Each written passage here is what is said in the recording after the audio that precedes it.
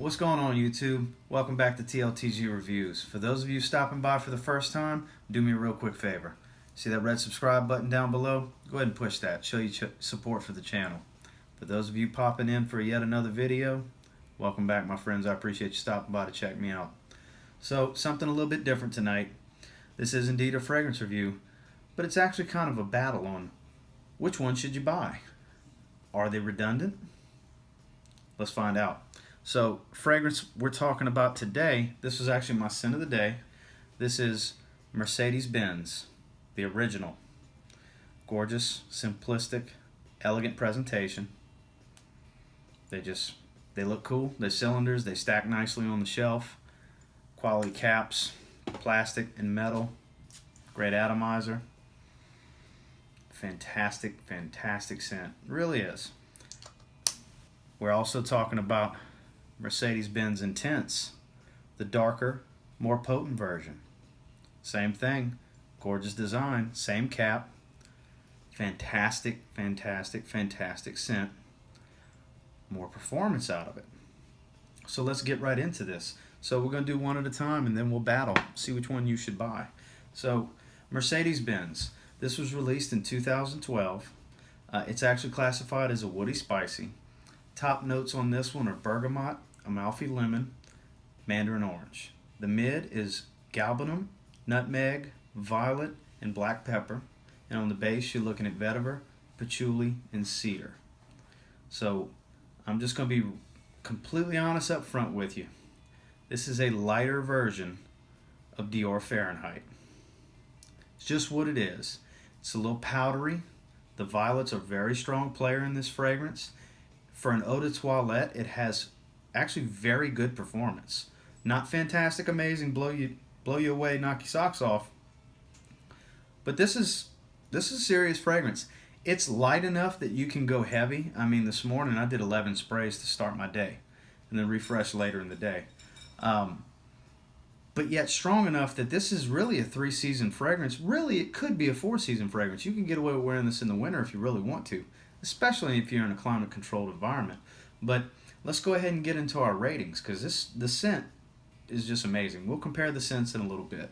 But presentation on this one, like I said before, wonderful, gorgeous cap, metal and plastic, heavy duty, 3-star logo on the bottom, cylinder style, heavy glass on the bottom. This is a weapon right here, guys.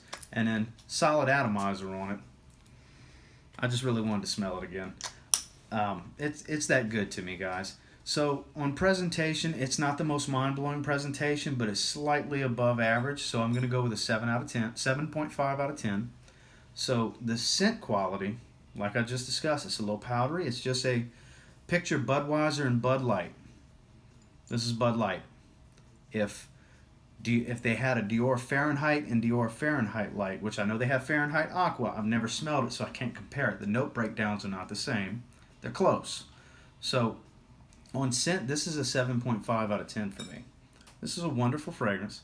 The scent's amazing. There's no other way around it. If you haven't gotten your nose on it, you need to go to your local Mercedes-Benz dealer.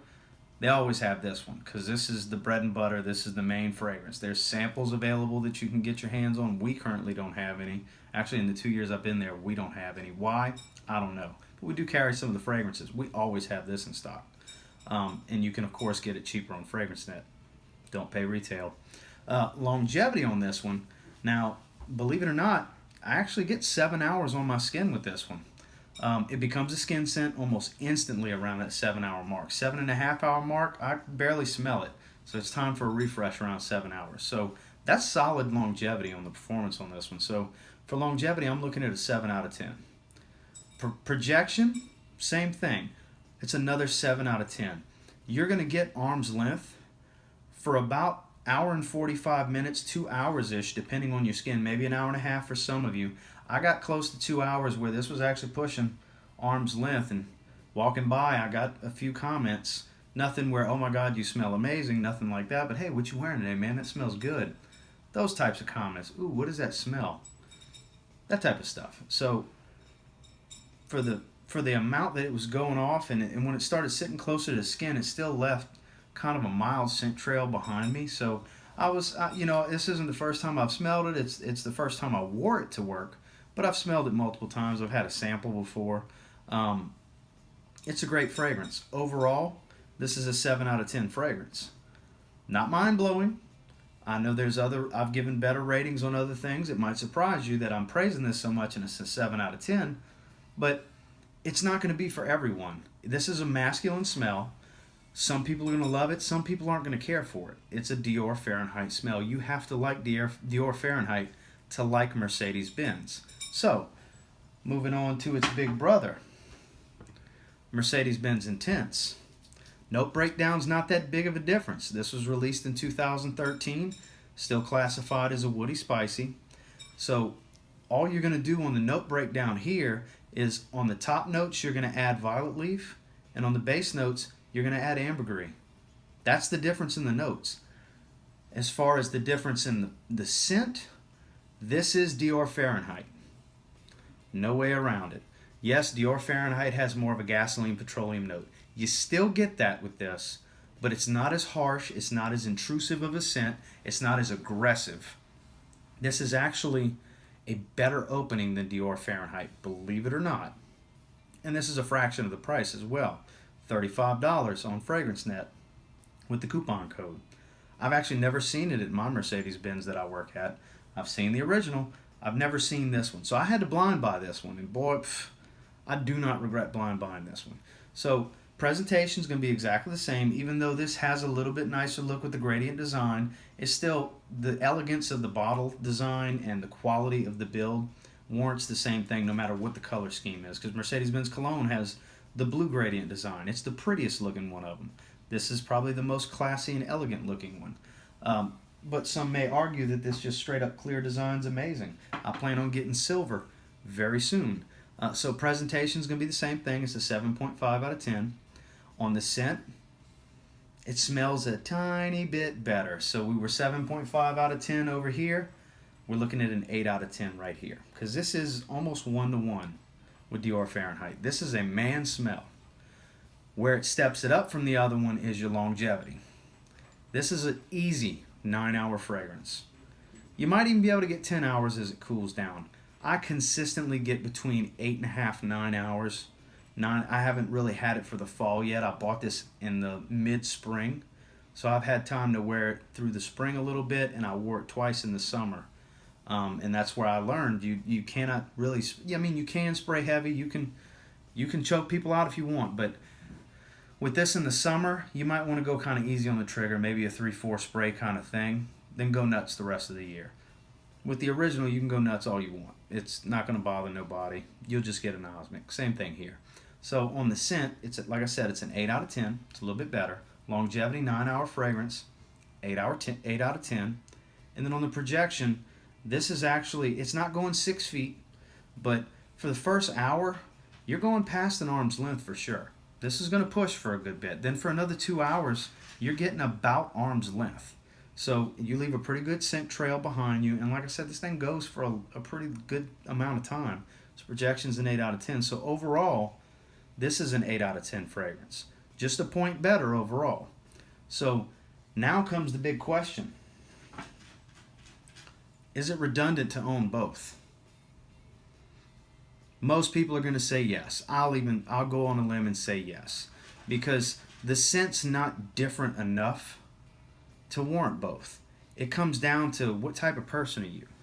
Do you want to be a little darker, a little bit louder? Then you go with Mercedes-Benz Intense. If you're not the type that likes to have something not really screaming off your skin, because this is no screamer, but it is stronger. It's a stronger smell. You're adding 2 hours of longevity. You're adding a couple feet of projection for a longer amount of time. This is a stronger fragrance. The Intense name is fitting. This may be all you need. I wanted it because, I already knew what it smelled like. I knew it was going to be redundant. I wanted them both. I love these bottle designs. I love the brand. I work for the brand. I wanted both. Do you need both? No, you don't. It's redundant to own them. I'm going to be honest. So, like I said, it comes down to, do you just want to smell good? Something that's a little bit more citrusy than it is dark? Go with the original Mercedes-Benz.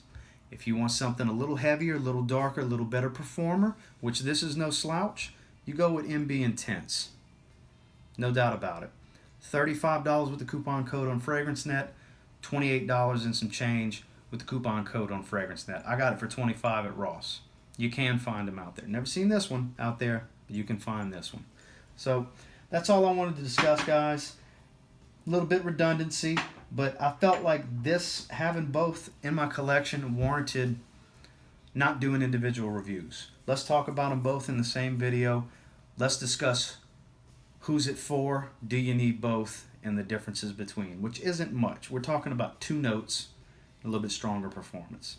So, as always, guys, do me a quick favor and go ahead and like, comment, subscribe. I do appreciate the feedback. I love checking YouTube throughout the day and seeing new comments and suggestions and critiques and criticisms and getting new subscribers and likes and the occasional dislike, which I don't understand why you dislike my videos for those of you who are.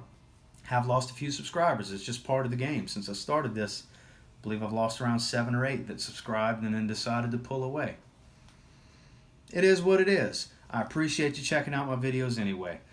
Let me know what I did to draw you away. Maybe we can change a few things up that'll keep you around. Or maybe you're just that type of person and sorry for you.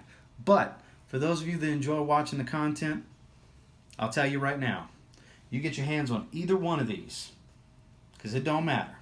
Decide what type of person you are. You give this a few sprays now, you're definitely going to thank me later. Have a great night, guys.